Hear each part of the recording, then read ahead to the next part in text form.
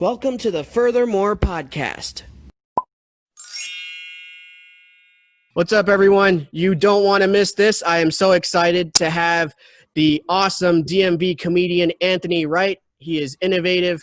He is hardworking. He is such a nice guy, one of the most nicest, polite, cordial mentors that I have ever encountered in my life. Anthony, how are you doing? I am doing good. Glad to be here. I am so thankful to be speaking with you, Anthony. So for viewers, I have all kinds of viewers, diverse viewers, artists, non-artists, comedians, dancers, musicians, all kinds of folks. So Anthony, can you tell us about your comedy journey, what got you into comedy, and how you got to where you are today? Yeah, so I actually started comedy in college. Funny story about it is I wasn't even a comedian. There was a guy there that was a comedian, and he invited me to a show. Mm-hmm. And I supported him, and I came through with some friends who watched it, and it was cool. But in the weird way, he made me feel like I could do it, which I don't know if that's a good thing or a bad thing, because comedy is tough. So I think we had an open mic at the college, and I tried it out like my first time in college, and I got a couple laughs. Nice. But yeah, that's how it really sparked off. Yeah, it's crazy. Nice. I can relate to that because Camilo Diaz is the guy that got me into comedy, and I've known him since college because he was a good friend of my roommate's older brother. And Camilo, I think he started in like 2015, 2016-ish, maybe 2017. And I was in grad school, and I went to his shows as like an indifferent audience member. And a lot of our friends tend to be introverted, but and Camilo surprised us. Like, he really took us by surprise, like when he brought us to watch his shows, and we were taken aback and captivated. And then eventually, by going to more of his shows, I felt like I could give it a shot. And Camilo Diaz, yeah, that collegiate connection definitely was integral to my journey as well. Yes. That's awesome. I didn't know you knew Camilo that well. That's cool. That's pretty dope. Camilo, I don't know if you noticed, but like, Camilo, our mutual friends, are like, it's this group of Indian people. And I knew my college roommate since kindergarten. And again, like, his older brother, my roommate's older brother, was good friends with Camilo, and Camilo was like one of the very few non-Indian people in our circle. And he definitely spiced things up for us with introducing us to the comedy world. So really thankful for that. That's hilarious. Yeah. Honestly, I'm not even sure now what ethnicity Camilo is. I just accepted him as a friend no matter what. But I'm still wondering what his, but you could probably tell me better than I. Right. I believe he's Colombian. I'm 90% sure. Yeah. Okay. Got it. Yeah. But great stuff.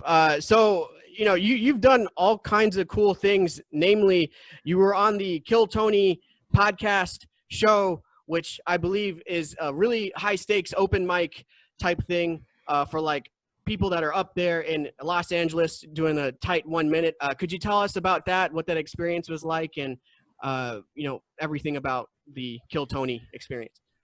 Yeah, I'm a big fan of comedy. I like watching comedy. I believe you can learn from the professionals and even those that don't do so well. You can always learn from comedy. And like you said, it's a 1 minute open mic. And the bad thing is, if you do bad, they'll roast you. So it's very good to do well, or at least try to practice, because it's 1 minute. And so you can't do a story. Don't try to do a story with 1 minute. Just try to do some short, quick jokes in a 1 minute time frame. And sometimes they'll give you opportunities to perform at the Comedy Store if you do well enough. So yeah, it's in Tony Hinchcliffe. He's a guy that writes for a lot of the Comedy Central roast. So if it was for Bruce Willis or Charlie Sheen, like, he's one of those guys that writes all of these vicious, very hurtful jokes. So yeah, it's pretty cool. pretty cool. Yeah. Gotcha. Yeah, I'm very new to the roasting world, and frankly, I'm intimidated. I think first I need to get the basics down. And speaking of basics, like, as you know, something that I am trying to develop more thoroughly is kind of the deep writing. In my methodology, I need to get myself where I'm sitting down, very focused and disciplined, and writing thorough bits and thorough jokes, as opposed to kind of lately it's been kind of just whatever impulsive thoughts cross my mind, typically on like the wordplay side of things. I just jot it down very quickly on my phone. Could you tell us about your methodology and maybe how you can get yourself to write more focused, deeper, substantive bits? Yeah, it's comedy writing is a muscle. That's the best way I can describe it. If I don't do stand up for a week or two, I feel so out of shape. I go to the gym, so you can just imagine if you don't bench press for a month, you're gonna feel awful. Like you don't even want to look at the bench press. So definitely one of the things I learned was to at least try to write 1 to 2 to 3 jokes a day. Okay. And the point of that is even if the jokes are garbage, it's going to help build a routine, and eventually the jokes are going to mature. So there's probably been a joke that you've written that you probably thought was like garbage, like when you look back at it. And I know for me, I've looked at jokes I've written. I've done it for 5 years. I'm like, the first year I written a joke, I was like, Jesus, what was I thinking? Like, you'll have jokes like that because you're going to improve and get better. So one thing I absolutely recommend is to at least try to write 1 to 3 jokes a day. Okay. To help build the muscle. I like your wordplay. The reason we mesh well is because I'm a method guy too, and I feel like you also have a methodical process. Is that correct, or is that? Yeah, I think my thought process is on the methodical side of things, but what I'm struggling to really develop is the discipline in my kind of lifestyle, where I'm sitting down without distractions and devices blaring off, and getting myself to kind of the more classic, like pen to paper focused. But I do feel that my thought process, it has a methodical touch to it. So. Yeah, absolutely. And another thing, I learned this from a late night show comedian. I actually reached out to him. He said it helps to read something, like whether it's a news event, read something every day. Anthony Jeselnik does this too. He reads a headline or a newspaper and he writes 3 jokes a day. And I'm sure if you're familiar with, Anthony Jeselnik, or you've heard of him before, right. But he writes very well structured, dark jokes. They're very, he talks about all types of crazy stuff. But yeah, reading news headlines and facts, funny facts too. There have been facts aren't funny, but you can add something to it to turn it from a statement into a joke. Definitely, yeah. I have one. I can give you an example. There was this fact I read that said that birth control works on gorillas. Right? Huh. That's the fact, right? Yeah. So I took that and I said, I was on stage and I was like, man, you know what? I was so relieved when I found out that birth control works on gorillas, because I had a scare there. I thought I was going to be a parent. And that's you know what I mean? But I took that one thing and I added something to it to make it, a joke. Cause so, but it's a weird fact. So it's like, and it is true. It is true. So I know somebody's like, is that real? Yeah, that's a real fact. But use that how you want to use that. Don't go to the zoo and try something. Yeah. Well, I'm a big fan of your YouTube channel, and you also put this on social media. Black CNN, real big fan of your this franchise, this project, this initiative, Black CNN. It's very entertaining, and you have very current, up-to-date facts, and you spin it in a very engaging and humorous way. And for folks that are watching, you can find Black CNN by going to Anthony's handle, I Write Comedy. on all socials. So can you talk about the onset of Black CNN, what got you started, and how you keep on top of that and keeping it going and stuff? Yeah, definitely. I'm a big fan of Saturday Night Live. Mm, And I love the Weekend Update with Colin Jost and Michael Che. It's one of my favorite things that they do. yeah. And they basically just take political topics or things in the news and they make it funny. And I wanted to do that because I feel like political jokes are like a challenge. And Mm, it's hard to be funny with political jokes. So I was like, you know what, let me take on this challenge and see if I can do the same format that they're doing too. right. And be funny with it, and be funny. Because some political jokes you might hear, they're kind of like, all right, I get it. You're smart, you're clever. Yep, Trump is an idiot. Okay, all right, I Right. get it. So, but yeah, I like that challenge, and I'm hoping the more I'll do it, maybe Kyle and Joseph Michael Che might stumble upon it and be like, I don't know, but hey, if you need a writer, there's a Right. guy. Definitely. There's a guy doing this, and sometimes I'm a little persistent. I'll like tag Trevor Noah and Oh, Kyle okay. and Jost in it and hope that their eyes glance on it just once. Right. So yeah. Yeah, that's good stuff. I need to figure this out as well, like getting my YouTube content and other social media content out there with the right eyes to to recognize it. I've been trying to look at contests and seeing where I could submit some of this stuff. And I commend you for executing political jokes, really well and very like nicely, because for me, I take my like political views sometimes too personally or too seriously, and I don't really open up about that. And that's not even getting to making it funny or the humor aspect of it. And so that's sort of a journey that I'm traversing as well. Yeah, And definitely. Sometimes it's tough because there are topics that aren't funny, and right, there are topics that you'll have to be more serious about, where you'll have to separate from like comedian to like, okay, like host. Let's just talk through this and get through this.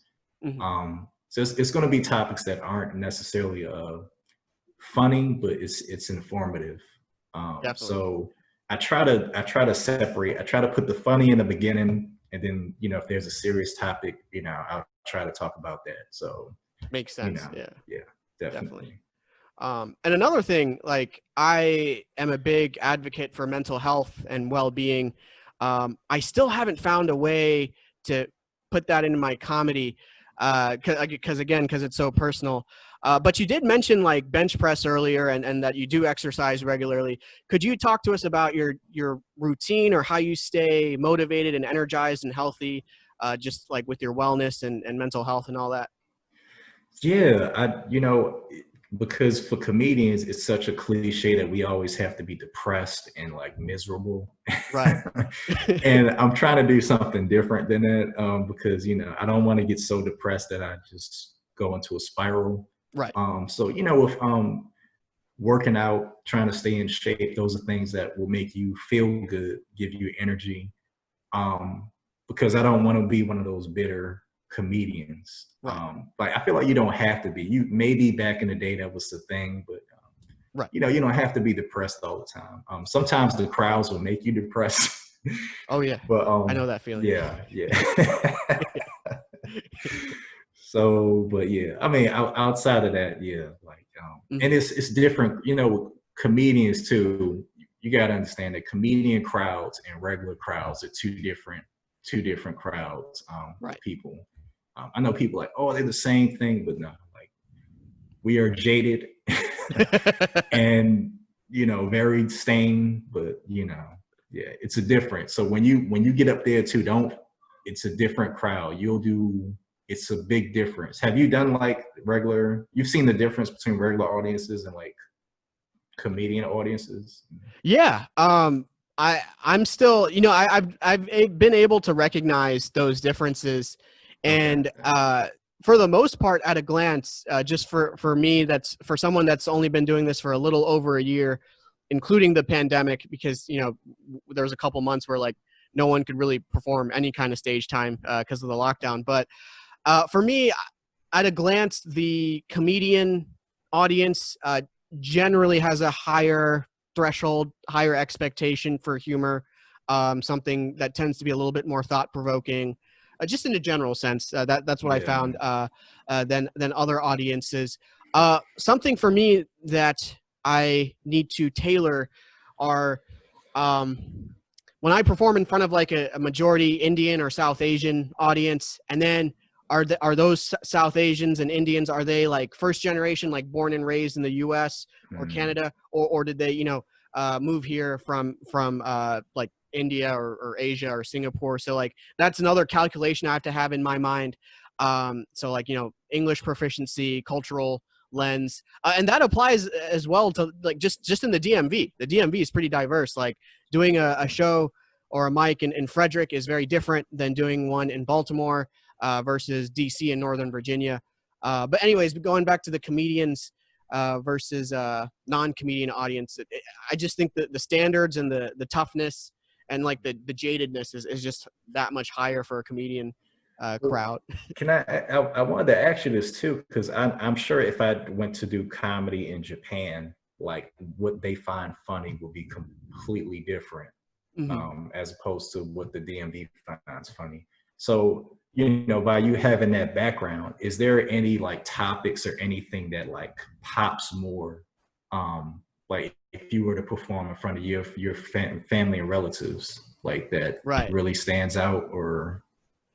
Yeah, no, I definitely. So Japan specifically, like I've done a 7 a.m. open mic where there is an English speaking group in Japan that where they do stand up.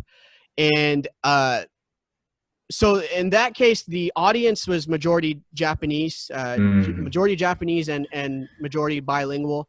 And the vast majority of comedians were not Japanese, but they were like from Europe, and they had jobs and gigs in Japan, and that's how the community got started there. And so with that one experience, which is very limited, I think the audience, a lot of them, they mentioned like we got to like know each other before the Zoom mic started. They said that a lot of them are trying to perfect their English speaking ability. And they're such nice people. So a lot of the times they were laughing just out of politeness. And maybe they understood. I'm sure they understood a lot of the punches, because I could hear myself tailoring my jokes to keep it deliberately more simple and more maybe what a seasoned English speaking comic would consider hacky. I would actually lean into the more simplicity because a lot of the audience they're there with this like general positive supportiveness, and also wanting to mesh with the culture, the Western culture of like English speaking folks. And so I think gauging the mindset of like, and I found this, not just with Japan, but with other Asian cultures, Indian included, a lot of the times they're there just to be present and just to be positive, and they will thankfully unconditionally laugh just as an expression of support. And that feels good. I mean, as a newer comic, like I'm for it.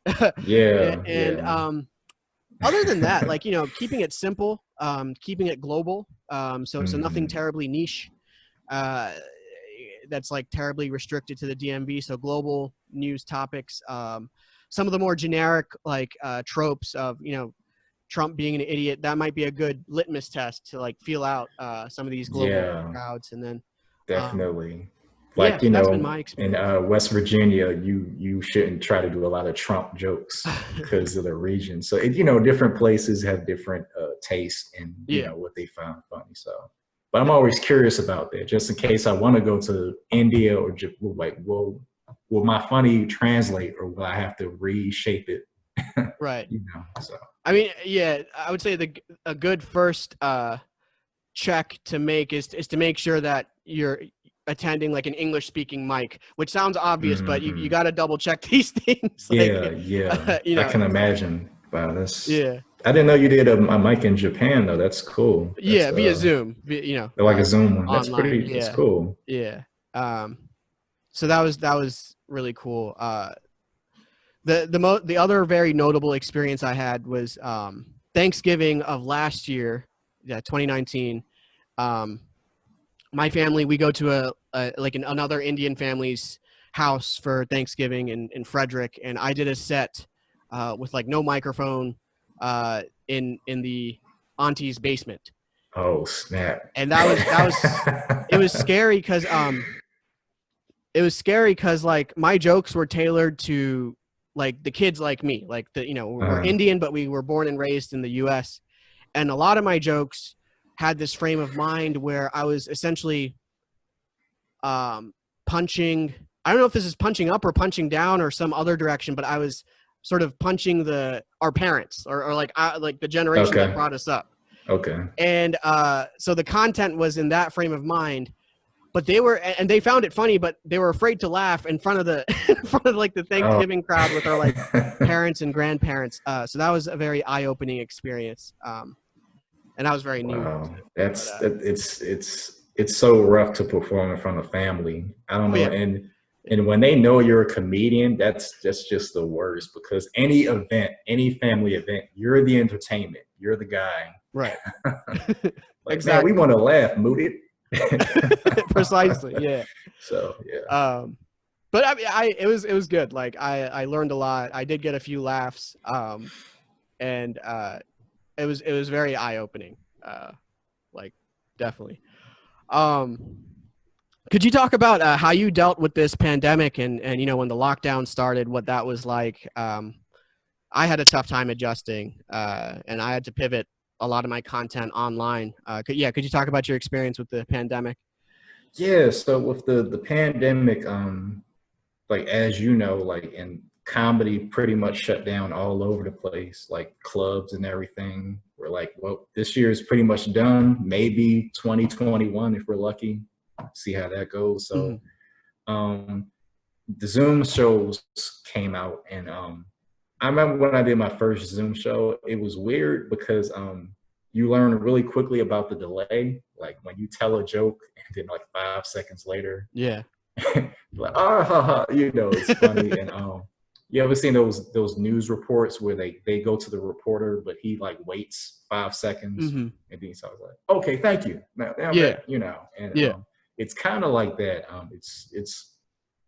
It's weird, but the fun thing is you can reach different places or perform in different places you probably wouldn't have been able to perform at. So a few with Japan or New York, right? But it's pretty cool. It's not something I would like to get used to. Right. It's definitely different from having an actual group there watching you. Right. And I'm sure you've noticed that difference too. But I've been trying to do that. I think it's funny now that all the late night shows, I don't know if you watch Jimmy Fallon, but there's no people in the audience. That's the other thing now too. Right. It's just his band, which is the Roots. And every time he does a joke, it sounds like our open mics at Wits End. Like, and I laugh. It's so funny because at that level, there's nobody there, and it just sounds like they're giving them like pity laughs. Right. It's funny. I don't know, but yeah, it's hilarious. So. I mean, I'm thankful that because I noticed that as well. That it's kind of bleak and it's very silent. I'm thankful that the big shows are not like doing a laugh track over that because they're keeping it real. I mean, the circumstances are dire with this this lockdown and pandemic and social distancing. Absolutely. And the ironic thing is what I'm doing with Black CNN, like all the other late night hosts are doing that in their homes now. So like Trevor Noah's wearing a hoodie and his hair is all, I've never seen Trevor Noah with like a bush. I'm still wrapping my mind around this. But he had the Obama look, but now he's just out, and it's crazy. It's it's just different, Definitely. Yeah. No, I relate to the onset of Zoom mics. Like as a new comedian, I found it great for networking. I've done open mics in like every time zone that I could find, honestly. Like West Coast, East Coast, the central portions, Canada, Asia. I mean, So the networking has been awesome. But I think, you know, the worry is like, I'm not sure if like grinding and doing all these Zoom mics are going to have the same like translation to a shot at success the same way doing like regular traditional open mics. That's kind of the scary part. It's a big difference because, you know, there's the stigma between Instagram comedians and stand-up comedians that perform in front of a crowd. And I'm sure you've heard that ongoing feud between the two. But you know, for those that don't know, stand-up comedians don't respect Instagram comedians because it's a different beast. And you know, as a lot of stand-ups don't want to get used to this online thing because we like the crowd, we like the stage, holding the microphone, and you know, it's different with Zoom. It's definitely different. And a lot of the guys that perform or do Instagram, they have a lot of followers, but when they get on stage and they bring those followers into a club, you realize, oh, that was editing, or oh, okay, like this isn't what we saw on Instagram. This is completely different.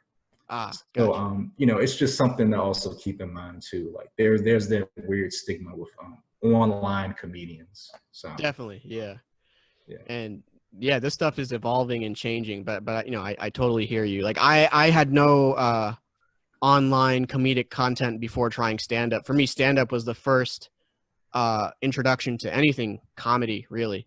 Yeah, definitely. So, and it's I think if you do both, like I like the fact that you have your experience hands-on with stand-up and you're doing stuff online too. Right. I think that's perfect. That's good. Definitely. So yeah, because it's humbling. Stand-up is humbling.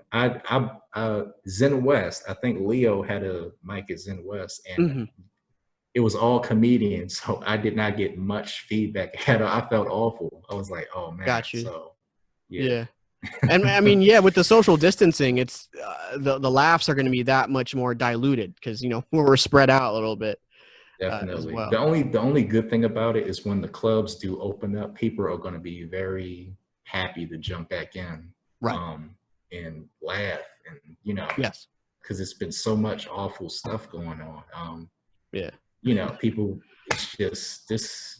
Yeah, I heard there was this one hilarious comedian. He said, you know what, students are going to write a book report on 2020. And I don't know why it made me laugh so much, but it's so much in this year. I'd be like, yeah, they could write a whole like a history report, like 2020, this happened. So no, the amount of stuff that happened this year, like there are probably decades in history that didn't have as much just terrible stuff and ups and downs as mostly downs as 2020 has had. Yes, mostly we're looking for ups. Right. To find ups. Yeah. But yeah, no, do you have any like final kind of words of wisdom or words of inspiration for our viewers? Because I want to say, like, my second open mic ever was at Guido's in Frederick. And this was a summer of last year, early summer of 2019. Camilo drove me there. And I mean, it was interesting because I don't think I bombed in the sense that it didn't feel like a bomb. I was just kind of like telling my life story into a mic, and I think the room was very sympathetic to that. And you were kind enough to kind of like, you know, just kind of acknowledge me and like, you know, good job type of thing. And I'm very thankful for that because that was only my second mic. My first mic was at Camilo's Gumbo Yaya in Germantown. And he roasted me just like he roasts everyone else. So,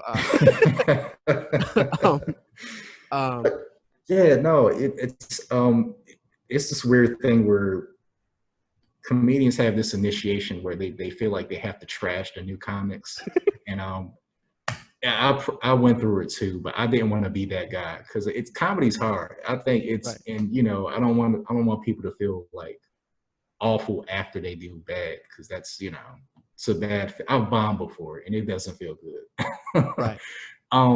But no, I think you really have you're smart and clever with your material, and I like that. I definitely like that. one thing I learned about audiences though that you should take with you, you have to treat them like fourth grade students when you explain stuff.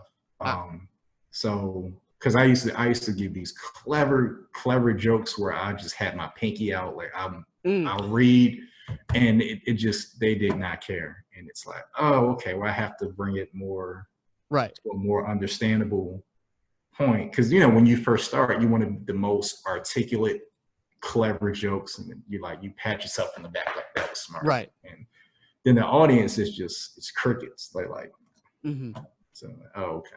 But yeah, just definitely think of the audience as respectfully. I know it's people that may go to comedy clubs, but right you don't want nothing to go over people's heads, because then you'll be the only one that appreciates it, and then everybody else will be like, that wasn't funny. So gotcha. You know, just a tidbit. I think Camilo was somebody he's really good at one-liners, and you know, we kind of have similar styles and things like that. But right I think Guido's was great. Guido's was like a basement. I felt like I was performing in the basement. Yeah, I felt like we were in a meeting about like a bomb threat and how we were going to do it or something. yeah. Like that. It was very secluded, just yeah. Yes, it's just like the dirtiest, scummiest people. Oh yeah, definitely. Yeah, it was good. It was a good spot. I miss it. Yeah. Same. Yeah. Yeah.